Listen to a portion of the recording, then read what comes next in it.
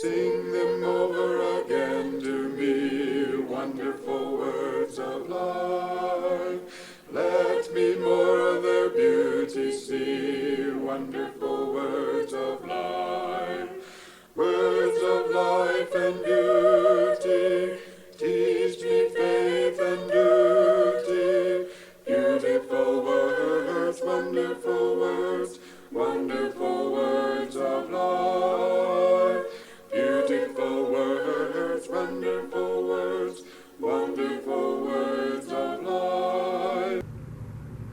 Well, a good day to you, and welcome back to our study through the book of Genesis. From the beginning, God knew the gospel of Christ in Genesis. In this second lesson, I want to talk about God's foreknowledge and the evidence of God's authorship of the book of Genesis. In Acts chapter 2 and verse 23, Peter says that Jesus was taken according to, or was delivered up according to the definite plan and foreknowledge of God. And he was crucified and killed by the hands of lawless men. But Peter says the gospel, the death, burial, and resurrection of Christ was according to the definite plan and the foreknowledge of God. And that foreknowledge is on display in the book of Genesis. The whole Bible ties together so elegantly, creating a cohesive whole, even though it was written over a period of approximately 1,500 years by at least 40 different men, and probably more than 40. We don't know who some of the various authors of the Old Testament were, or of the Psalms.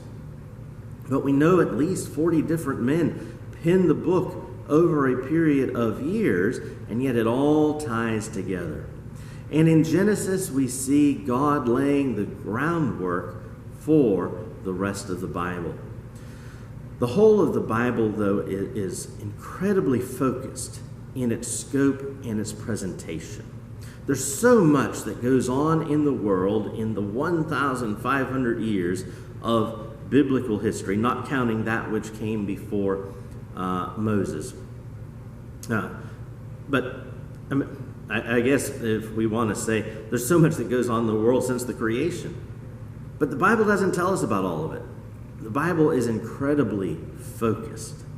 And it's focused on a particular family and a particular nation, leading us to a particular Savior, and then describing and writing about the church that is the Savior, established. But Genesis is no exception. Genesis is as notable for what it doesn't discuss as for what it does. And each entry into the Bible, and likewise each entry into Genesis, serves to advance a larger agenda. But notice with me God's foreknowledge. As 1,500 years before Jesus is born, Genesis focuses on the family of the Messiah. In Matthew chapter 1, verses 1 through 17, we have the lineage of Jesus. And those individuals between Adam and Judah, who were part of the family of Jesus, they're all discussed in Genesis. Genesis tells us about this single family. And from Adam and Eve, of course, came all men. But then we narrow it down and we focus on the family of Seth. And then we focus it on the family of Noah. And we all came from Noah. But then we focus it upon specifically the family of Terah and the family of Abraham and the family of Jacob. And Abraham had other children besides, besides Isaac. Abraham had other children besides Isaac, and they're mentioned peripherally to Isaac. We're focused on Isaac, and then from Isaac we focus on Jacob. And Isaac had Esau, but we don't read about his family. We read about Jacob. And Jacob had 12 sons, and they all have a role to play, but we focus primarily upon just a select few of those sons. There's a curious divergence and discussion of Judah, and how did Judah father his children? Why Judah? Why not discuss Issachar and Zebulun and Dan and all of their family? Because it's focused where it needs to be focused. And yes, we get the story of Joseph going into Egypt, because that's laying the groundwork for Exodus. But God makes sure we understand the family of the Messiah. And so there's this focus, because God knew who would be the parents of Jesus. And so 1,500 years before Jesus is ever born, God is writing about a particular family. Genesis is also focused on the need for a Messiah. We have a very real need for salvation. We need God's grace. We need God's salvation. And Genesis focuses our minds on that problem of sin and judgment, laying down this idea. We are a fallen race. Humanity has fallen from God. We have all sinned and fallen short of the glory of God, and sin brings judgment. As we shall see as we go through the themes of Genesis, God makes it clear that there's a need for someone to fight against the devil, and there's a need for someone to save men. And Genesis is focused on that theme. And Genesis focused on the promise of the Messiah. It's very important to realize that at the very beginning of Genesis, God promises to Eve the Messiah. Not later, hundreds of years later, when we get to David. David's promised the Messiah too, but at the very beginning of time, God is already telling men, I'm sending the Messiah. He's going to crush the serpent's head. He promises to Abraham, through your seed, one seed, all nations shall be blessed. God was making that promise from the very beginning. And so God, in writing Genesis, shows us this is exactly where he's taking us in his word. That we are to be looking for this one to come. And as God writes the book, we see that foreknowledge. God knew from the very beginning. We see it in the themes of Genesis. There are several key themes in Genesis. There's a theme of family, which becomes important to understanding the family of God. There's a theme of sin and its consequences. Genesis lays out, again, from the very beginning, what sin is. God tells us to do X. We instead do A, B, and C. We don't do what God says. And that has a consequence. The day you eat of the fruit, he says to Adam and Eve, you will surely die. All men have sinned and fallen short of the glory of God. We understand that theme and that message. And we see it being, the groundwork for it being laid there in Genesis.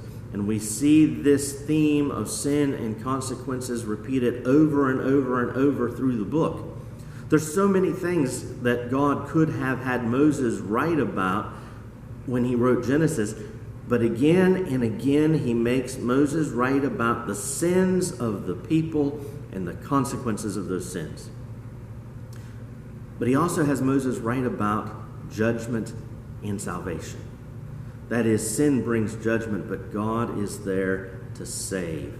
We see this in the flood of Noah. This theme of judgment, but also salvation. There are some that God's going to save. Not everybody, because judgment's coming upon the wicked. But those who are righteous and who trust in God, God will save them, as he did Noah. We see this repeated then, again, with Sodom and Gomorrah, and the account of Sodom and Lot, where God is going to judge the wicked, but he will pull the righteous out of that judgment, and in his grace give them salvation. God's very clear as he writes Genesis. This is something we need to understand. The foreknowledge of God is shown in sacrifice, as we read about the account of Lot and the angels. Read that account thinking about sacrifice and substitution. Lot was willing to sacrifice his daughters to save the angels. The angels intervened and gave Lot a better salvation. Likewise, Abraham is willing to sacrifice Isaac, but God intervenes and gives a better sacrifice. This theme of sacrifice and substitution, so important to the Gospels. God's laying that groundwork there in Genesis. We're also going to see the themes of exile and exodus in Genesis. And one might think, well, the theme of Exodus begins, doesn't it, in the book of Exodus, which bears the name of the theme. But no, there's an exile from the garden.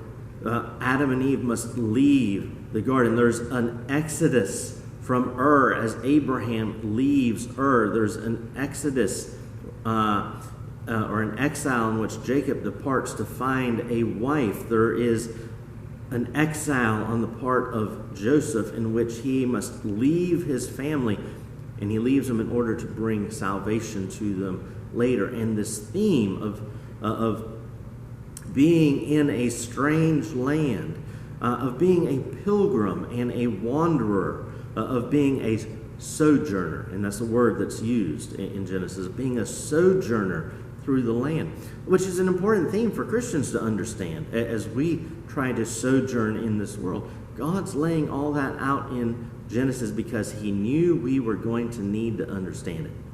God foreknew. We have themes of promise and hope. We have the promises of God as an anchor of the soul.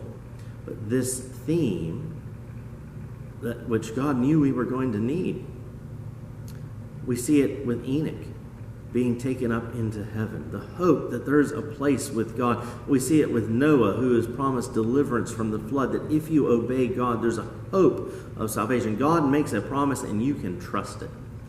Abraham likewise was promised salvation for the whole world and a land for his people. And he never lived to see those promises made, but he trusted in God. And as we go through the rest of the Bible, we see that those promises being fulfilled, first with Joshua and then with Jesus. But God knew that his message required us to understand when he makes a promise, we can trust in it. And so in Genesis, he is teaching us all these important themes because he knew what the gospel was going to be. As we go back to Genesis and we look at those promises, we see that God had a plan to bless the whole world. And he was very specific. This blessing would be through a single descendant of Abraham, and then through Jacob, and then through Isaac, and then through Jacob. And in fact, as we get towards the end of Genesis, it's through Judah. God's very clear that Judah is the son through which the kingship will flow. Judah was the one who would have the scepter. But God foresaw all of this. As God's writing the Bible, and again, to belabor the point, as God's writing the Bible from the very beginning, he has this whole outline of the gospel plan of salvation in his head. And not just an outline, he has the specific details. And so there's so much that he could have written about in Genesis, but he doesn't. He doesn't tell us about all the various children of Abraham and where they went and who they married and what religions they followed. No, he focuses on the things that we need to be focused on. And so Genesis covers a huge amount of time, but it does so very concisely with a specific focus and a very narrow scope, because God knew what the message was from the beginning, and everything else was superfluous. There's nothing superfluous in the Bible. There's nothing that we don't need. And so as we read Genesis, understand that even though in some ways it's a long book, it's actually a very short book, a very concise book, a very brief book, and a very focused book. But that focus shows us the divinity of its authorship. If a man had written Genesis, there would be something in the book that we don't need to know. There would be some details about some people that aren't really all that important to us. But everything written there was written for our learning and our admonition.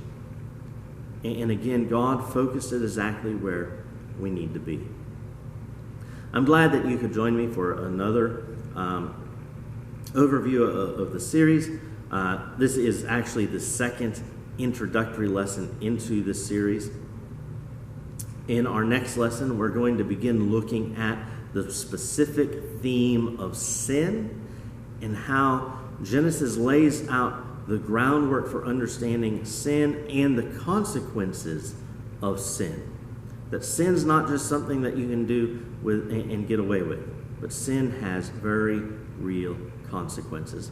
Until that time, God bless you, and I hope you have a fantastic day.